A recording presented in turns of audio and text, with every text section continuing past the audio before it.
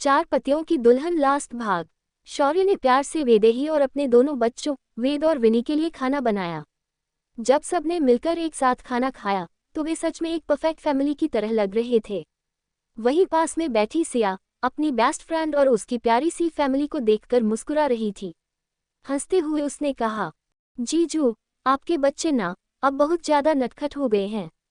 जब भी मैं इनके लिए कुछ बनाती हूँ तो प्यार से नखरे दिखाते हैं, और देखिए आपका बनाया खाना कितने चाव से खा रहे हैं। शौर्य मुस्कुराया और बच्चों के सिर पर प्यार से हाथ फेरते हुए बोला, अपने पिता पर गए हैं इसलिए नखरे दिखाते हैं। जब मैं छोटा था तब मैं भी ऐसे ही बहुत नखरे करता था, ठीक वैसे ही ये भी कर रहे हैं। उसकी बात सुनकर सिया ने चुटकी ली, सही कहा जीजू, बच्चे आप पर नहीं जाएंगे तो और किस पर जाएंगे। सभी ठहाका लगाकर हंस पड़े और हंसी खुशी लंच पूरा किया। थोड़ी देर बाद सिया ने अपनी कलाई पर बंधी घड़ी की ओर देखा और कहा, ठीक है वेदेही, अब मेरी शिफ्ट का टाइम हो गया है। मैं हॉस्पिटल के लिए निकल रही हूँ। रात में तुम सब खाना बनाकर खा लेना। वेदेही मुस्कुराकर सहमति में सिर हिलाती है। सिया दोनों बच्चों के गालों पर प्यार से किस करती है और बाहर निकल जाती है।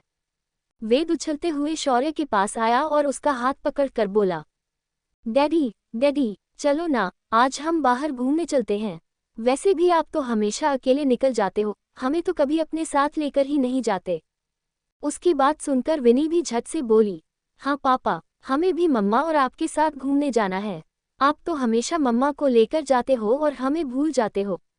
वेदेही, जो पास में ही बैठी थी, बच्चों की ये फरमाइश सुनकर बोल पड़ी, घूमना फिरना बाद में, पहले पढ़ाई। तुम्हारे स्कूल के एग्जाम आने वाले हैं और तुम्हें घूमने की पड़ी है। जब तक एग्जाम खत्म नहीं हो जाते कोई भी बाहर घूमने नहीं जाएगा। जाओ पढ़ाई करो। मम्मी की डांट सुनते ही दोनों बच्चे मासूमियत से शौर्य की ओर देखने लगे, जैसे उनसे शिकायत कर रहे हों कि देखो ना, मम्मी ने डांट दिया। शौर्य मुस्कुराया और प्यार से उनके सिर पर हाथ फेरते हुए बोला, अरे क्यों डांट रही हो वेदेही, बच्चे ही तो हैं, अभी कौन सी बड़ी क्लास में हैं, किलोग्राम 2 में ही तो हैं। पढ़ लेंगे आराम से और फिर बड़े होकर मेरी तरह बिजनेसमैन भी बन जाएंगे।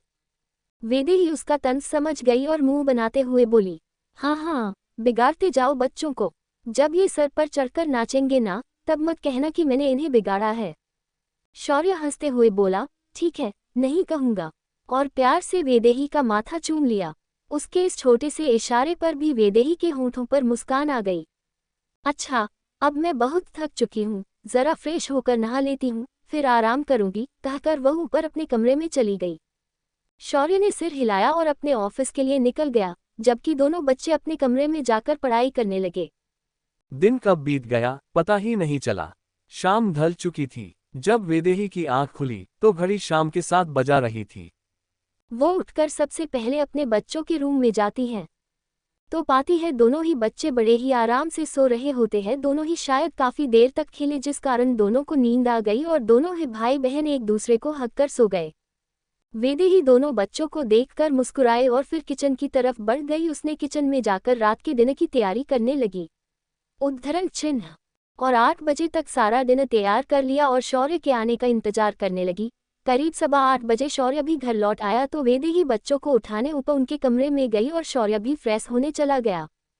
थोड़ी ही देर में वो सारे ही डाइनिंग हॉल में होते हैं और खाने की खुशबू उन्हें अपनी ओर खींच रही थी। उद्धरण चिन्ह।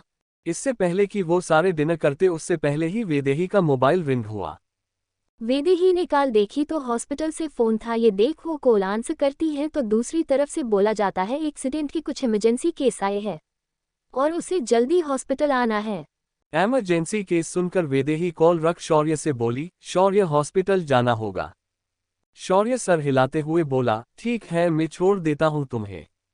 वेदेही बच्चों की तरफ देखने लगी तो शौर्य बोला, फिक्र मत करो, नौकर और गार्ड है घर में और सिक्योरिटी भी काफी टाइट है, यहाँ की सिया भी अब आती ही होगी। वेदेही सर हिलाए और शौर्य के साथ हॉस्पिटल के लिए निकल गई। वेदेही जैसे ही इमरजेंसी रूम की तरफ बढ़ी, वहां जाते ही उसके कदम ठिठक गए। सामने उसका अतीत था जिसे वो भुलाकर आगे बढ़ चुकी थी। उसकी आंखों के आगे अचानक से वो सारे ही पल घूम गए जो उसने देखी थी। वो पुरानी यादों में खोई थी। उतने में ही दूसरे डॉक्टर की आवाज आती है, डॉक्टर वेदेही जल्दी चलिए, पेशेंट की हालत बहुत खराब है। वेदेही होश में आ सर हिलाए और सामने बेंच में बैठा शान की नज़र वेदेही पर पड़ी, जिसे 4 साल बाद अपने सामने देखकर शान की आंखें नम हो गई। वो बिना कुछ सोचे समझे ही वेदेही के पास जा उसके गले लग जोरों से रोने लगा और रोते हुए बोला, भाई का बहुत बुरा एक्सीडेंट हुआ, उनका बचना मुश्किल है। 4 साल पहले तुम हमें छोड़ गई और उसके बाद सब बदल गया भाई, पूरी तरह से बदल गए और हर पल हर दिन 4 सालों में तुम्हें ही याद किए। वेदेही की आंखें नम हुई, उसने शान को संभाल कर दूर की और अंदर चली गई। शौर्य बाहर ही बैठा रहा। अंदर वेदेही के हाथ कांप रहे थे क्योंकि उसके सामने अर्जुन बेड पर बेजान पड़ा आखिरी सांसें ले रहा था और दूसरे रूम में आदित्य भी ऐसी ही हालत में था। उसने खुद को शांत किया और ऑपरेशन शुरू हुआ। करीब 5 घंटे बाद वेदेही और उसकी टीम बाहर निकली। शान वेदेही को देखने लगा तो दूसरे रूम का डोर खोल डॉक्टर आए और बोले, अब पेशेंट खतरे से बाहर है। इधर भी डॉक्टर बोले, अर्जुन भी ठीक है। 1 दिन बाद वेदेही, शौर्य अपने तीनों भाइयों के सामने थे जिन्होंने वेदेही के कदमों पर गिरकर उनसे माफी मांगी और वापस कभी कोई गलती ना करने का वादा किया। वेदेही कुछ नहीं बोली।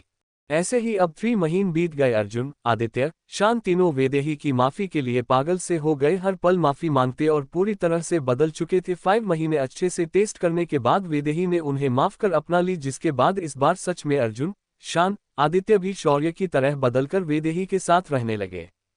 और यहीं पर स्टोरी खत्म हुई।